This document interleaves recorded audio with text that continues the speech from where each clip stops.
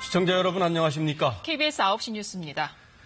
북한을 방문하고 돌아온 폼페이오 미 국무장관이 북한 측에 베트남식 개방 모델을 제시했습니다. 비핵화 후속 협상 성과를 놓고 의견이 분분하지만 대화 분위기를 이어간다는데 북미 양측이 공감하고 있습니다.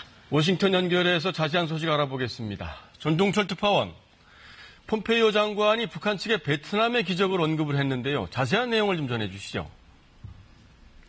네네. 폼페이오 장관은 미국과 베트남의 수교를 언급하면서 김정은 위원장이 기회를 잡는다면 미국과 정상적 외교 관계를 맺고 번영으로 가는 베트남의 길을 따라갈 수 있다고 말했습니다. 이어 베트남의 기적이 김 위원장의 것이 될 수 있다. 또 그러면 김 위원장은 영웅이 될 거라는 말까지 했습니다.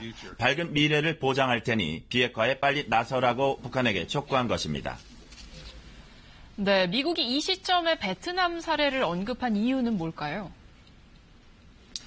네, 이런 원론적 얘기를 또다시 반복하는 건 역으로 북한과 비핵화 논의가 순탄치 않다는 것을 보여주고 있습니다. 3차 방북 이후 북한은 미국이 강도처럼 비핵화 요구를 한다고 비난했는데요. 실제로 이번 방북에서 비핵화 시간표는 물론이고 미군 유해 송환 문제도 결론 내지 못한 것은 협상 진통이 만만치 않음을 보여줍니다.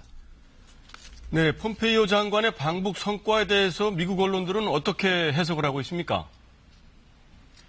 네, 미 언론은 비핵화에 대한 북미 간 인식차가 크다는 데 주목하고 있습니다. 북미 정상 간 비핵화 합의 이후에 미국은 북한의 조속한 이행을 기대한 반면에 북한은 이 합의를 대화의 출발로 인식했다고 미 언론은 분석했습니다. 조세빈 전 미 국무부 대북정책 특별 대표도 미국은 중대한 보상 전에 북한이 실질적 비핵화를 할 것으로 믿지만 북한은 양측이 공동으로 동시에 움직이고 모두 양보를 해야 한다고 믿고 있다고 설명했습니다. 트럼프 대통령이 중간선거 전에 가시적 성과를 내려 한다는 점을 감안하면은 북한이 유리한 위치에 섰다는 분석도 미 언론에선 내놓고 있습니다. 네, 상황이 이렇다 보니까 미국 공화당을 중심으로 다시 대북 강경론이 나오고 있다고요.